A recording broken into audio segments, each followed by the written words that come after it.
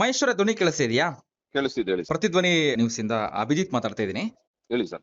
ಈಗ ಮಂಡ್ಯದಲ್ಲಿ ನಿಮ್ಮ ಹೋರಾಟ ಮಾಡ್ತಾ ಇದ್ರಿ. ಈಗಾಗಲೇ ಅದೇ ಮಾಹಿತಿ ನಿಮಗೆ ಸಿಕ್ಕಿದೆ. ಹೌದು, ನಾಳೆ ಹೌದು. ಯಾವ ರೀತಿಯಾದಂತಹ ಪ್ರತಿಭಟನೆ ಮಾಡ್ತೀರಿ? ಏನ್ ಹೇಳ್ತೀರಾ ಈಗ? CWMA CWRC ಅವರ ಆದೇಶ. ಸರ್ ಇದು ಏನ್ ಆದೇಶ ಮಾಡಿದ್ದಾರೆ ಅದು ಅವಿಜ್ಞಾನಿಕವಾಗಿದೆ. ಯಾಕೆ ಅಂತಂದ್ರೆ ಇವತ್ತು ನಿಮ್ಗೆ ಗೊತ್ತು ಬೆಂಗಳೂರಿನ ಪರಿಸ್ಥಿತಿ ಮತ್ತು ಮಂಡ್ಯದ ಅಕ್ಕಪಕ್ಕ ಜಿಲ್ಲೆಯ ಪರಿಸ್ಥಿತಿ ಏನ್ ನಡೀತಾ ಇದೆ ಅಂತೇಳಿ. ಹ್ಮ್ ಸೊ ಕುಡಿಲಿಕ್ಕೂ ಕೂಡ ನೀರ್ ಸಿಗ್ತಲ್ಲ. ಇಂತ ಪರಿಸ್ಥಿತಿಲಿ ತಮಿಳ್ನಾಡಿಗೆ ನೀರ್ ಬಿಡೋದು ಎಷ್ಟು ಸಮಂಜಸ ಅನ್ನೋದು ನಮ್ಗೆ ಅರ್ಥ ಆಗ್ತಾ ಇಲ್ಲ. ಯಾಕೆ ನಮ್ ಕರ್ನಾಟಕ ರಾಜ್ಯದ ಮಂತ್ರಿಗಳೇ ಆಗಿರ್ಬೋದು ಅಥವಾ ನ್ಯಾಯವಾದಿಗಳು ಯಾರು ಇದನ್ನ ವಾದ ಮಾಡ್ತಾ ಇದಾರೆ, ಹ್ಮ್ ಅವ್ರು ಯಾಕೆ ಈ ಒಂದು ಬೋರ್ಡ್ಗೆ ಮನವರಿಕೆ ಮಾಡ್ಕೊಡ್ತಾ ಇಲ್ಲ ನಮ್ಮ ರಾಜ್ಯದಲ್ಲಿ ನಮ್ಮ ಜನಕ್ಕೆ ಕುಡಿಯಕ್ಕೆ ನೀರಿಲ್ಲ ಅನ್ನೋದ್ರ ಬಗ್ಗೆ ನಮ್ಗೆ ನಿಜವಾಗ್ಲೂ ಇದು ಅರ್ಥ ಆಗ್ತಾ ಇಲ್ಲ. ಮೊದಲನೇದಾಗಿ ಹ್ಮ್ ಇದು ಮೊದಲನೇ ಸತಿ ಅಲ್ಲ, ಪ್ರತಿ ಬಾರಿನೂ ಇದೇ ತರ ಕರ್ನಾಟಕಕ್ಕೆ ಅನ್ಯಾಯ ಆಗ್ತಾನೆ ಬರ್ತಾ ಇದೆ. ಯಾವ್ದೇ ಸರ್ಕಾರ ಬಂದ್ರು ಕೂಡ ಇದನ್ನ ಒಂದು ಪರಿಹಾರನ ಕಂಡ್ಕೊಂತಾನೆ ಇಲ್ಲ ಈ ವಿಚಾರವಾಗಿ, ಕಾವೇರಿ ವಿಚಾರವಾಗಿ.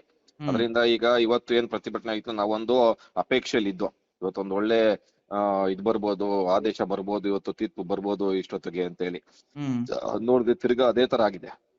ಸೊ ಇದನ್ನ ನಾವು ಈಗ ಎಲ್ಲಾ ಸಂಘಟನೆಗಳವರು, ಈಗ ಸುಮಾರು ಜನ ಸಂಘಟನೆಗಳವರು ಎಲ್ಲರೂ ನಮಗೂ ಕರೆ ಮಾಡ್ತಾರೆ, ಎಲ್ಲ ಒಗ್ಗಟ್ಟಿಂದ ಸೇರಿ ಹೋರಾಟ ಮಾಡೋಣ, ಕಾವೇರಿ ವಿಚಾರದಲ್ಲಿ ಪಕ್ಷ ಭೇದ ಬರ್ತು ಅಂತ ಹೇಳಿ ಹೇಳ್ತಾ ಇದಾರೆ ಎಲ್ಲರೂ ಕೂಡ.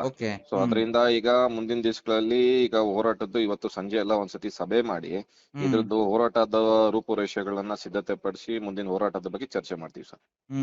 ಅಲ್ಲ, ಈಗಾಗಲೇ CWRC ಈಗ ಆದೇಶ ಆಗಿದೆ, ಅಂದ್ರೆ ಪ್ರತಿದಿನ 3.5 ಕ್ಯೂಸೆಕ್ ನೀರ್ ಬಿಡಬೇಕು ಅಂತ ಹೇಳಿ.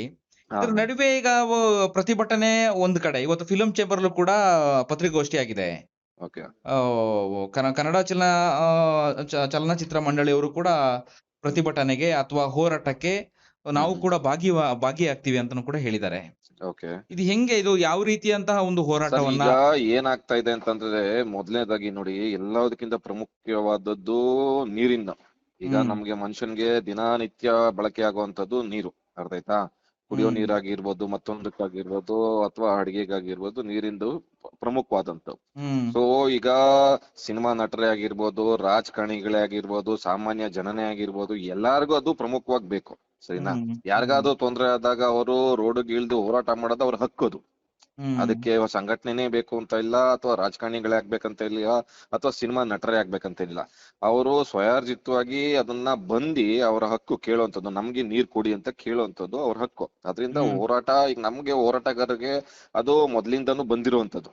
ಕನ್ನಡ ನೆಲ ಭಾಷೆ ಗಡಿ ವಿಚಾರಗಳು ಬಂದಾಗ, ನಾವು ನೀರಿನ ವಿಚಾರ ಬಂದಾಗ ಹೋರಾಟಕ್ಕೆ ಇಳಿಯುವಂಥದ್ದು. ಈ ಸತಿ ಜನಸಾಮಾನ್ಯರು ಕೂಡ ಬರ್ಲಿ ಅನ್ನೋದು ನಮ್ಮ ಅಪೇಕ್ಷೆ ಅಷ್ಟೇ. ಅದ್ರಲ್ಲಿ ಈಗ ಸಿನಿಮಾ ರಂಗದವ್ರು ನೀವ್ ಹೇಳ್ದಂಗೆ ಅವರು ಏನಾದ್ರು ನಮ್ಗೆ ಬೆಂಬಲ ಕೊಡೋದಾದ್ರೆ ನಮ್ಗೆ ಇನ್ನೂ ಸ್ವಲ್ಪ ಹೆಚ್ಚಿನ ಬೆಂಬಲ ಸಿಕ್ದಂಗ ಆಗತ್ತೆ ಆ ವಿಚಾರದಲ್ಲಿ, ನೀರಿನ ವಿಚಾರದಲ್ಲಿ. ಒಂದು ಪ್ರತಿದಿನ 3,500 ಕ್ಯೂಸೆಕ್ ನೀರ್ ಬಿಡೋದು ಒಂದ್ ಕಡೆ ಆದ್ರೆ, ಇನ್ನೊಂದ್ ಕಡೆ ಮೇಕೆದಾಟು ಜಲಾಶಯ ನಿರ್ಮಾಣಕ್ಕೆ ನೆರೆ ರಾಜ್ಯಗಳ ಒಪ್ಪಿಗೆ ಬೇಕಿಲ್ಲ ಅಂತ ಹೇಳಿರುವಂತಹ ಕೇಂದ್ರದ ಒಂದು ಉತ್ತರ ಇದೆಯಲ್ಲ, ಅದಕ್ಕೆ ಏನ್ ಹೇಳ್ತೀರಿ ನೀವು ಅಂತ ಹೇಳಿ. ಸರ್ ನೋಡಿ, ಈ ಮೇಕೆದಾಟು ವಿಚಾರವಾಗಿ ಏನು ಮುಂಚೆ ಇದೇ ಸರ್ಕಾರ ಏನಿತ್ತು, ಸರ್ಕಾರದ ಇವತ್ತಿನ ಮುಖ್ಯಮಂತ್ರಿಗಳು ಪಾದಯಾತ್ರೆ ಮಾಡಿದ್ರು, ನಿಮ್ಗೂ ಗೊತ್ತಿರೋ ವಿಚಾರ. ಅದಕ್ಕಿಂತ ಮುಂಚೆ ನಮ್ದೇ ಸಂಘಟನೆ ಪ್ರಪ್ರಥಮ ಬಾರಿಗೆ ಕೋವಿಡ್ ಇದ್ರು ಕೂಡ ಅವತ್ತು ಪಾದಯಾತ್ರೆ ಶುರು ಮಾಡಿದ್ವು ನಾವು. ರಾಮನಗರದಿಂದ ಶುರು ಮಾಡಿದ್ರು, ಅದನ್ನ ಅಲ್ಲಿಗೆ ಮೊಟಕುಗೊಳಿಸಿದ್ರು. ಯಾಕೆಂದ್ರೆ ಕೋವಿಡ್ ಕಾರಣಗಳನ್ನ ಇದ್ ಮಾಡಿ ನಮ್ಗೆ ಅದ್ ಅಲ್ಲಿಗೆ ಮೊಟಕುಗೊಳಿಸಿದ್ರು. ಆ ಸರ್ಕಾರ ಅವ್ರದ್ದಿಲ್ಲ ಅಂದಾಗ ಹೋರಾಟ ಮಾಡಿ, ಹೋರಾಟದಲ್ಲಿದ್ದಂತ ಉತ್ಸಾಹ ಈಗ ಸರ್ಕಾರ ಅವ್ರದೇ ಇದ್ದು ಅದಕ್ಕೆ ಏನೂ ತೊಂದ್ರೆ ಇಲ್ಲ ಅಂತಂದ್ರು ಅವ್ರು ಮಾಡಕ್ ಆಗ್ತಾ ಇಲ್ಲ ಅಂದ್ರೆ ಇದೆಲ್ಲ ಓಲೈಕೆ ರಾಜಕಾರಣ ಅಂತ ಹೇಳ್ಬಲ್ಲೆ ಅಷ್ಟೇ ಈ ವಿಚಾರದಲ್ಲಿ. ಯಾಕೆಂತಂದ್ರೆ ಕರ್ನಾಟಕದಲ್ಲಿ ಇರುವಂತ ನಮ್ಮ ಕಾಂಗ್ರೆಸ್ ಸರ್ಕಾರದ ಮುಖ್ಯಮಂತ್ರಿಗಳು DK ಶಿವಕುಮಾರ್ ಅವರು ಮತ್ತೆ ತಮಿಳ್ನಾಡಿನ ಇವತ್ತು ಏನು ವಿಜಯ್ ಅವ್ರದ್ದು ಸರ್ಕಾರ ಇದೆ, ಅವ್ರ ಬೆಂಬಲ ಕೊಟ್ಟಿರೋದು ಇದೆ ಕಾಂಗ್ರೆಸ್ ಸರ್ಕಾರ ಅಲ್ಲಿ. ಸೊ ಇದೊಂದು ಓಲೈಕೆ ರಾಜಕಾರಣ ಅಂತ ಅನ್ಸ್ತಿದೆ. ಯಾಕಂದ್ರೆ ನೋಡಿ, ಯಾವತ್ತು ನಮ್ಮ ನಾಡಿನ ಜಲ ಭಾಷೆ ವಿಚಾರದಲ್ಲಿ ಬಂದಾಗ ನಾವು ಋಣ ತೀರ್ಸುವಂತ ಕೆಲಸ ಮಾಡ್ಬೇಕು. ಯಾಕಂದ್ರೆ ಜನಗಳು ನಮ್ಮನ್ನ ನಂಬಿ ಓಟ್ ಹಾಕಿರ್ತಾರೆ. ಯಾವತ್ತಾಗ್ಲಿ ಇಲ್ಲಿ ನಮ್ಮ ಜಲನ ಕಾಯ್ತಾರೆ, ನೆಲನ ಕಾಯ್ತಾರೆ, ಭಾಷೆನ ಕಾಯ್ತಾರೆ ಅಂತೇಳಿ. ಇವರು ಓಲೈಕೆ ರಾಜಕಾರಣ ಮಾಡುವಂತ ವಿಚಾರಗಳಲ್ಲಿ, ಇವ್ರ ನೆಲ ಜಲ ಭಾಷೆ ವಿಚಾರಗಳಲ್ಲಿ ಓಲೈಕೆ ಮಾಡಿದ್ರೆ ಇದು ರಾಜಕಾರಣ ತರಬಾರ್ದು. ಯಾವತ್ತು ನೆಲ ಜಲ ಭಾಷೆ ವಿಚಾರದಲ್ಲಿ ಯಾವತ್ತು ನಾವು ನಮ್ಮ ತಾಯ್ನಾಡಿಗೆ ನಾವು ಸೇವೆ ಸಲ್ಲಿಸುವಂತ ಕೆಲಸ ಮಾಡ್ಬೇಕೆ ಹೊರತು ಅಲ್ಲಿ ರಾಜಕಾರಣ ಮತ್ತೆ ಹೊಂದಾಣಿಕೆ ಮಾಡ್ಕೋಬಾರ್ದು ಅನ್ನೋದು ನಮ್ಮ ಒಂದು. ಅಲ್ಲ, ಈ ನಿಮಗೂ ಕೂಡ ಗೊತ್ತು 93ರಲ್ಲಿ ಅಂತ ದೊಡ್ಡ ಹೋರಾಟಗಳಾಯ್ತು, ಎಲ್ರು ರಸ್ತೆಗಿಳಿದ್ರು, ದೊಡ್ಡ ಮಟ್ಟದಲ್ಲಿ ಹೋರಾಟ ಆಯ್ತು. ಆ ರೀತಿಯಾದಂತಹ ಹೋರಾಟಕ್ಕೆ ಏನಾದ್ರು ಅವಕಾಶ ಮಾಡಿ ಕೊಡ್ತಾರಾ ಹೆಂಗೆ ಅಂತ? ಸರ್ ಹೋರಾಟಕ್ಕೆ ಯಾರು ಅವಕಾಶ ಮಾಡ್ಕೊಡಲ್ಲ ಸರ್. ಹೋರಾಟಗಾರರು ಅವತ್ತಿಂದ ಇವತ್ತವರೆಗೂ ಹೋರಾಟಗಳನ್ನ ಬೀದಿಗಳು ಮಾಡ್ತಾನೆ ಇದ್ದಾರೆ, ಕೇಸ್ ಹಾಕ್ಸ್ಕೊಂತಾನೆ ಇದ್ದಾರೆ. ಅವ್ರಗಳ ಮೇಲೆ ಇವತ್ತಿಗೂ ಕೇಸ್ಗಳಿದೆ, ರೈತರುಗಳ ಮೇಲೂ ಕೇಸ್ ಇದೆ, ಜೈಲ್ಗೆ ಹಾಕಿದ್ದಾರೆ, ಸುಮಾರು ಜನಕ್ಕೆ ಲಾಠಿ ಚಾರ್ಜ್ ಆಗಿದೆ. ತಿರ್ಗಾ ವಾಪಸ್ ಬಂದ್ರು ಕೂಡ ಯಾವತ್ತೂ ಹೋರಾಟ ನಿಂತಿಲ್ಲ ಸರ್. ಆಯ್ತಾ, ಹೋರಾಟದ್ದು ಹಾದಿ ಎಲ್ಲಿಗೋಗುತ್ತೆ ಅನ್ನೋದು ಯಾವತ್ತೂ ನಾವು ಅದನ್ನ ಹೇಳಕ್ ಆಗಲ್ಲ. ಹೋರಾಟ ಮಾಡೋದಂತೂ ಅದು ನಮ್ಮ ಹಕ್ಕು. ಯಾಕೆಂತಂದ್ರೆ ನಮ್ಗೆ ನಮ್ ನೀರ್ ಬೇಕು ಅನ್ನೋದು ಹೋರಾಟ ಮಾಡ್ತಾ ಇದೀವಿ, ಅವತ್ತಿಂದನೂ ಮಾಡ್ತಾ ಇದೀವಿ, ಮುಂದೆನೂ ಮಾಡ್ತೀವಿ, ನಾಳೆನೂ ಮಾಡ್ತೀವಿ. ಅದು ಹೋರಾಟದ ರೂಪ ಎಲ್ಲಿಗೆ ಹೋಗುತ್ತೆ ಅನ್ನೋ ಮುಗಿಬಿಟ್ಟದ್ದು ಅದು ಸರ್ಕಾರಕ್ಕೆ ಬಿಟ್ಟಿದ್ದು. ಸರ್ಕಾರ ಅದನ್ನ ಹೇಗ್ ನಡ್ಸ್ಕೊಳುತ್ತೆ ಅನ್ನೋದ್ ಮೇಲೆ ಡಿಪೆಂಡ್ ಆಗುತ್ತೆ. ಆಗಸ್ಟ್ 3ನೇ ತಾರೀಕು ತಮಿಳುನಾಡು ಸಿಎಂ ವಿಜಯ್ ಅವರು ಕರ್ನಾಟಕಕ್ಕೆ ಬರ್ತೀನಿ ಅಂತ ಹೇಳಿದ್ದಾರೆ. ಅವಾಗ ಏನಾದ್ರು ನೀವು ಪ್ರತಿಭಟನೆ ಮಾಡುವಂತಹ ಏನಾದ್ರು ಪ್ರತಿಭಟನೆ ಮಾಡ್ಲಿಕ್ಕೆ ಮುಂದಾಗ್ತೀರಾ, ಹೆಂಗೆ? ನಾವ್ ಹೇಳ್ತಾ ಇರೋದು ಏನಂತಂದ್ರೆ, ಈಗ ಯಾವುದೇ ಒಬ್ಬ ಜನಪ್ರತಿನಿಧಿ ನಮ್ಮ ರಾಜ್ಯಕ್ಕೆ ಬಂದಾಗ ಗೌರವ ಕೊಟ್ಟು ಕರ್ಕೊಳ್ಳುವಂತದ್ದು ರಾಜ್ಯದ ಒಂದು ಸಂಸ್ಕೃತಿ. ಅದಕ್ಕೆ ಎಲ್ಲೂ ಧಕ್ಕೆ ಆಗ್ಬಾರ್ದು ಅಂತ ನಂದೊಂದು ಅನಿಸಿಕೆ ಅಷ್ಟೇನೆ.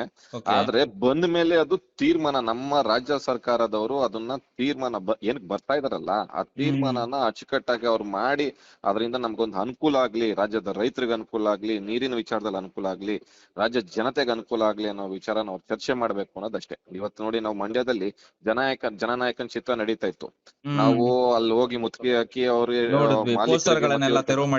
ತೆರವು ಮಾಡಿ ಹೇಳಿದೀವಿ ಅವ್ರಿಗೆ, ನೋಡಿ ಇದು ನಮ್ಮ ಒಂದು ರೈತರ ಮತ್ತೆ ರಾಜ್ಯದ ಜನರ ಒಂದು ಭಾವನೆಗೆ ಧಕ್ಕೆ ಬರುತ್ತಿದೆ ಈ ವಿಚಾರದಲ್ಲಿ. ನೀವು ಈ ಟೈಮಲ್ಲಿ ಒಬ್ಬ ಮುಖ್ಯಮಂತ್ರಿದು, ಪಕ್ಕದ ರಾಜ್ಯದ ಮುಖ್ಯಮಂತ್ರಿದು, ಅದು ನೀರಿನ ವಿಚಾರದಲ್ಲಿ ಜಗಳ ನಡೀತಿರೋ ಟೈಮಲ್ಲಿ ನೀವು ಆ ಮುಖ್ಯಮಂತ್ರಿದು ಚಲನಚಿತ್ರ ಓಡಿಸೋದು ಅಂತ ಹೇಳಿದ ತಕ್ಷಣ ಮನವಿಗೆ ಒಪ್ಕೊಂಡು, ಸರ್ ಇನ್ಮೇಲೆ ಈಗ ಈ ಇಶ್ಯೂ ಸೆಟ್ರೇಟ್ ಆಗೋವರೆಗೂ ನಾವು ಈ ಸಿನಿಮಾನ ಇಲ್ಲಿಂದ ನಿಲ್ಲಿಸ್ತೀವಿ, ಇನ್ಮೇಲೆ ಓಡಿಸಲ್ಲ ಅಂತ ಹೇಳಿ ಶೋ ಆಗ್ತಿರೋದೇನಾದ್ರೂ ಸ್ಟಾಪ್ ಆಯ್ತಾ ಅಥವಾ ಹೆಂಗೆ?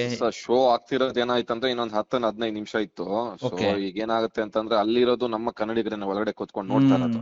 ಆಯ್ತಾ, ಅದು ಅವ್ರು ಏನ್ ಹೇಳಿದ್ರು, ಕನ್ನಡದಲ್ಲಿ ತೋರಿಸ್ತಾ ಇದೀವಿ ಸರ್ ನಾವು, ತಮಿಳಲ್ಲಿ ಹಾಕಿಲ್ಲ ಸಿನಿಮಾ ಅಂತ ಹೇಳಿದ್ರು. ಆಯ್ತಾ, ಅದೊಂದೇ ಕಾರಣಕ್ಕೆ ಇನ್ ಇದರಿಂದ ಮುಂದಕ್ಕೆ ಇನ್ಯಾವ್ದು ಶೋ ಮಾಡಲ್ಲ ಅಂತ ಹೇಳಿ ಒಪ್ಕೊಂಡು ಅಲ್ಲಿ ನಿಲ್ಸಿದ್ರು. ರಾಜ್ಯ ಸರ್ಕಾರ ಈಗ ಸುಪ್ರೀಂ ಮೆಟ್ಟಿಲೆ ಏರಿರುವಂತದ್ದು, ಅಂದ್ರೆ ಪ್ರತಿದಿನ 3,500 ಕ್ಯೂಸೆಕ್ ನೀರ್ ಬಿಡುವಂತ ವಿಚಾರದಲ್ಲಿ ಈಗ ಸುಪ್ರೀಂ ಕೋರ್ಟ್ ಮೊರೆ ಹೋಗ್ಲಿಕ್ಕೆ ಈಗ ರಾಜ್ಯ ಸರ್ಕಾರ ತೀರ್ಮಾನ ಮಾಡಿದೆ. ಕೊನೆಯದಾಗಿ ಏನ್ ಹೇಳ್ತೀರಿ? ಸರ್ ಏನೇ ಆಗ್ಲಿ ಸರ್, ನಮ್ಗೆ ಕರ್ನಾಟಕಕ್ಕೆ ನ್ಯಾಯ ಸಿಗ್ಬೇಕು. ನಾವು ಸುಪ್ರೀಂ ಕೋರ್ಟ್ಗೆ ಹೋಗಿ ನ್ಯಾಯವಾದಿಗಳು ಏನ್ ಹೇಳ್ತಾರೆ, ಪ್ರಸ್ತುತ ವಾಸ್ತವ್ಯನ ಅವ್ರಿಗೆ ತಿಳಿಪಡಿಸಿ ಮತ್ತೆ ಅವ್ರಿಗೆ ಮನವರಿಕೆ ಮಾಡುವಂತ ಕೆಲಸ ಫಸ್ಟ್ ಮಾಡ್ಬೇಕು ಸರ್. ಯಾಕೆಂತ ವಾಸ್ತವ್ಯ ಸತ್ಯ ಅದು. ಇವತ್ತು ನಿಮ್ಗೂ ಗೊತ್ತು, ನಮ್ಗೂ ಗೊತ್ತು, ಅಲ್ಲಿ ಜಲಾಶಯದಲ್ಲಿ ನೀರಿಲ್ಲ, ಮಳೆ ಆಗಿಲ್ಲ, ಮುಂಗಾರು ಈ ಸತಿ ಕೈ ಕೊಟ್ಟಿದ್ದೇನೆ, ಅದು ಎಲ್ಲಾ ರೈತರುಗಳಿಗೂ ಗೊತ್ತು, ಜನಪ್ರತಿನಿಧಿಗಳಿಗೂ ಗೊತ್ತು, ಮತ್ತೆ ಎಲ್ಲರಿಗೂ ಗೊತ್ತು. ಅದನ್ನ ವಾಸ್ತವ್ಯತೆನ ಅಲ್ಲಿ ಇಟ್ಟಿ ಅವ್ರಿಗೆ ಮನವರಿಕೆ ಮಾಡಿಕೊಟ್ಟು ನಮ್ಮ ರಾಜ್ಯಕ್ಕೆ ನ್ಯಾಯ ಸಿಗೋ ತರ ಕೆಲಸ ಮಾಡ್ಬೇಕು ಅನ್ನೋದು ಅಷ್ಟೇ ನಮ್ಮ. ನಾಳೆ ಪ್ರತಿಭಟನೆಯ ರೂಪುರೇಷೆ ಯಾವ ರೀತಿಯಾದಂತಹ ಒಂದು ತಯಾರಿಗಳನ್ನು ನಡೆಸ್ಕೊಂಡಿದ್ದೀರಿ? ಹೇಗೆ ಪ್ರತಿಭಟನೆ ಮಾಡ್ತೀರಿ? ಮಂಡ್ಯದಲ್ಲಿ ಮಾತ್ರನಾ ಅಥವಾ ಬೆಂಗಳೂರಲ್ಲಿ ಏನಾದ್ರು ನೀವು ಪ್ಲಾನ್ ಮಾಡ್ಕೊಂಡಿದ್ದೀರಾ, ಹೆಂಗೆ? ಇಲ್ಲ, ನಾನು ಅದನ್ನ ಹೇಳ್ತಾ ಇರೋದು. ಈಗಿನ್ನು ಬಂದಿದೆ, ನಾವೆಲ್ಲ ಇನ್ನು ಚರ್ಚೆ ಮಾಡ್ಬೇಕು, ಎಲ್ಲರನ್ನು ಕರೆದಿದೀವಿ ಈಗ ಸಭೆಗೆ. ಕರೆದಿ ಚರ್ಚೆ ಮಾಡಿ ನಾಳೆನ ರೂಪುರೇಷೆಗಳ ಬಗ್ಗೆ ಅದನ್ನ ಸಭೆಯಲ್ಲಿ ಚರ್ಚೆ ಮಾಡ್ತೀವಿ ಸರ್ ನಾವು. ಧನ್ಯವಾದಗಳು ಮಹೇಶ್ ಅವರೇ, ಪ್ರತಿಧ್ವನಿ ನ್ಯೂಸ್ ನೊಂದಿಗೆ ಮಾತಾಡೋದಕ್ಕೆ ಥ್ಯಾಂಕ್ ಯು. ಹೆಚ್ಚಿನ ವಿಡಿಯೋಗಳಿಗೆ ಪ್ರತಿಧ್ವನಿ ಯೂಟ್ಯೂಬ್ ಚಾನೆಲ್ ಸಬ್ಸ್ಕ್ರೈಬ್ ಮಾಡಿ, ಬೆಲ್ ಐಕಾನ್ ಕ್ಲಿಕ್ ಮಾಡಿ.